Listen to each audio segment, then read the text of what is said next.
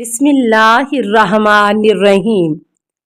السلام علیکہ یا صاحب العصر والزمان، ان اتبع الا ما یوحی الیہ۔ سورہ الاحقاف 46 آیت نمبر 9۔ میں تو فقط اس کی پیروی کرتا ہوں جو خدا کی طرف سے مجھ پر وحی ہوتی ہے، یعنی میرے رب کی طرف سے علی کے متعلق جو حکم ہوا ہے، یہ آیت کریمہ کے اس فرمان کی تشریح ہے۔ آتی بقرآن غیر ھذا او بدلہ، سورہ یونس 10 آیت 15۔ اس قرآن کے علاوہ ایک قرآن لاؤ یا پھر اس کو تبدیل کر دو۔ سوال: جابر کہتے ہیں کہ میں نے امام محمد باقر علیہ السلام سے اللہ تعالیٰ کے اس فرمان کے متعلق پوچھا، وَلَا تَجْهَرُوا بِصَلَاتِكَ وَلَا تُخَافِتْ بِهَا وَابْتَغِ بَيْنَ ذَلِكَ سَبِيلًا۔ اپنی نماز کو زیادہ بلند یا پھر بالکل آہستہ آواز سے نہ پڑھو، بلکہ ان دو کا درمیانی راستہ اختیار کرو۔ سورہ اسراء بنی اسرائیل 17 آیت نمبر 110۔ جواب: آپ علیہ السلام نے فرمایا، علی علیہ السلام کی ولایت ہی نماز ہے۔ مقصد یہ تھا کہ جب تک ہم تمہیں حکم نہ دیں اس وقت تک حکم ولایت کو بلند آواز سے بیان نہ کریں۔ یہ مفہوم ہے اس آیت کا کہ اپنی نماز کو زیادہ بلند آواز سے نہ پڑھو اور نہ ہی آہستہ آواز سے، یعنی حضرت علی علیہ السلام کی امامت کو چھپانا بھی نہیں ہے، اور یہ کہ ہم نے آپ کی وجہ سے علی علیہ السلام کو عظمت عطا کی، اور یہ کہ ان دو کا درمیانی راستہ اختیار کرو کہ مجھ سے پوچھو کہ تمہیں ولایت علی علیہ السلام کو ظاہر کرنے کا حکم دوں، اور اس کام کی اجازت غدیر خم کے دن دی گئی۔ اور اس دن آپ علیہ السلام کا فرمان یہ تھا کہ پروردگار، جس کسی کا میں مولا ہوں اس کا یہ علی مولا ہے، خدایا اس سے محبت کر جو علی سے محبت کرے، اور تو اسے دشمن رکھ جو علی سے دشمنی کرے۔ علامہ مجلسی اس حدیث مبارکہ کے متعلق کہتے ہیں کہ چونکہ مکمل نماز سوائے مولا علی علیہ السلام اور ان جیسی ہستیوں سے کسی اور کی ادا نہیں ہوئی، اسی سبب سے نماز کے آثار ان کی ذات میں ظاہر ہوئے۔ گویا آپ علیہ السلام خود نمازی تھے، چونکہ نماز کی قبولیت میں علی علیہ السلام کی ولایت شرط ہے، اور آپ کی ولایت و امامت کے اقرار کے بغیر نماز صحیح نہیں، کیونکہ آپ نماز کی دعوت دینے والے اور نماز کی تعلیم دینے والے ہیں۔ یہی سبب ہے کہ قرآن کریم میں جہاں کہیں نماز کا ذکر ہوا، اس کی باطنی تفسیر اور تحویل مولا علی علیہ السلام کی ذات گرامی ہے۔ سوال: اسحاق بن عمار کہتے ہیں کہ میں نے حضرت امام محمد باقر علیہ السلام سے اس آیت کریمہ کے متعلق سوال کیا، وَآتِ ذِی الْقُرْبَىٰ حَقَّهُ، سورہ اسراء بنی اسرائیل 17 آیت نمبر 26۔ اور رشتہ داروں ذی القربیٰ کو اپنا حق دو۔ آپ علیہ السلام نے فرمایا کہ ولایت علی میں اسراف کرو۔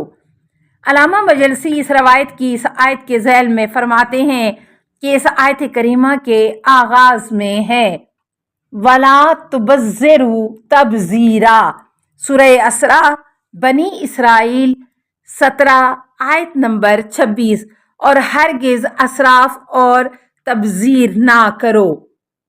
رسول اکرم صلی اللہ علیہ وآلہ وسلم نے اس آیت کریمہ کے نازل ہونے پر باغ فدق اپنی دختر گرامی حضرت فاطمہ الزہرا سلام اللہ علیہا کو عطا کر دیا۔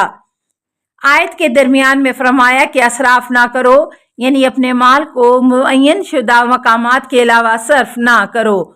بنابراین آیت کریمہ کا باطن شاید یوں بنے کہ مولا علی علیہ السلام کی ولایت کو دوسری جگہ نہ رکھو، اور یہ بھی امکان ہے کہ مولا علی علیہ السلام کی شان میں غلو سے منع کیا گیا ہو، تاکہ پیغمبر دوسرے لوگوں کو غلو سے منع کریں، یعنی کہ کلمہ الہی ہے کہ اگر آپ نے شرک کیا۔ سوال: جابر کہتے ہیں کہ میں نے حضرت امام محمد باقر علیہ السلام سے اس آیت کریمہ کے متعلق پوچھا، وَالَّذِينَ يَدْعُونَ مِن دُونِ اللَّهِ لَا يَخْلُقُونَ شَيْئًا وَهُمْ युखलकून अमवातुन गैर अहयाइन वमा यशउरून अय्याना युबअसून। और वो लोग जो खुदा के अलावा किसी और को पुकारते हैं और वो बुत जो किसी चीज़ को खल्क नहीं कर सकते बल्कि वो खुद मखलूक हैं, वो ऐसे मुर्दा हैं जो ज़िंदगी से खाली हैं और उन्हें तन्हा हैं, उन्हें कब उठाया जाएगा। सूरह अल-नहल 16 आयत 20 ता 21। आप अलैहिस्सलाम ने फरमाया, जो गैर खुदा को पुकारते हैं यानी पहले, दूसरे और तीसरे को रसूल अल्लाह सल्लल्लाहु अलैहि वसल्लम ने अपने फरमान में फरमाया कि अली से मोहब्बत करो और उसकी पैरवी करो। उन लोगों ने रसूल अकरम सल्लल्लाहु अलैहि वसल्लम का फरमान झुटलाया क्योंकि ये लोग मौला अली अलैहिस्सलाम से दुश्मनी रखते थे और आप अलैहिस्सलाम के दिल तब के मुनकर हैं और लोगों को अपनी वलायत की तरफ बोलते हैं। इसीलिए अल्लाह ने इरशाद फरमाया, लोगों जो खुदा को छोड़कर बुतों को पूजते हैं, जबकि खुदा का ये फरमान कि वो कोई चीज़ खल्क नहीं कर सकते, यानी किसी चीज़ की इबादत नहीं करते और वो मखलूक हैं, यानी जबकि वो इबादत करते हैं, ऐसे मुर्दा हैं जो ज़िंदगी से खाली हैं, यानी बेईमान काफिर हैं, नहीं जानते कि किसी वक्त उन्हें उठाया जाएगा, यानी वो ईमान नहीं लाएंगे क्योंकि वो मुशरिक हैं। आपका माबूद तो खुदाए वादउल्ला शरीक है।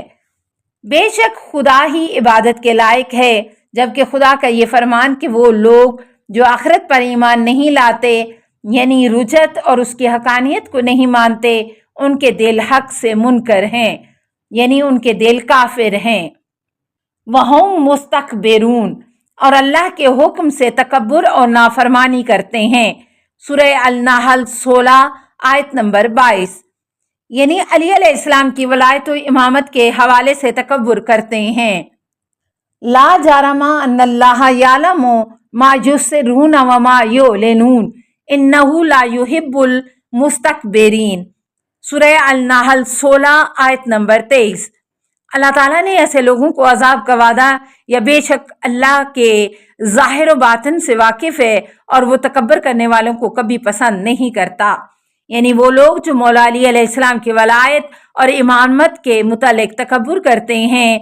सवाल अबू मकदाम कहते हैं कि मैंने इमाम मोहम्मद बाकर अलैहिस्सलाम की खिदमत में अर्ज़ किया, आम लोग यूँ समझते हैं कि तमाम लोगों ने खलीफा अव्वल की बैत कर ली थी, लिहाजा ये बैत खुदा की रज़ा का बायस हुई और खुदा नहीं चाहता कि हज़रत मोहम्मद सल्लल्लाहु अलैहि वसल्लम की उम्मत उनके बाद फितने में पड़ जाए। जवाब, इमाम अलैहिस्सलाम ने फरमाया, क्या उन लोगों ने खुदा की किताब नहीं पढ़ी, जबकि अल्लाह ताला कुरान में फरमाते हैं, वमा मुहम्मदन इल्ला रसूलन कद खलत मिन क़ब्लिहिर रुसुलु आफा इम्माता औ कोतिलन कलबतुम अला आकिबैकुम। सूरह आले इमरान 3 आयत नंबर 144। मोहम्मद सल्लल्लाहु अलैहि वसल्लम फ़कत अल्लाह के रसूल हैं, इससे पहले भी अल्लाह के रसूल आए, अगर फौत हो जाए या कत्ल हो जाए तो फिर तुम लोग वापस पलट जाओगे। मैंने अर्ज़ किया, वो लोग इस आयत की दूसरी तफसीर बयान करते हैं।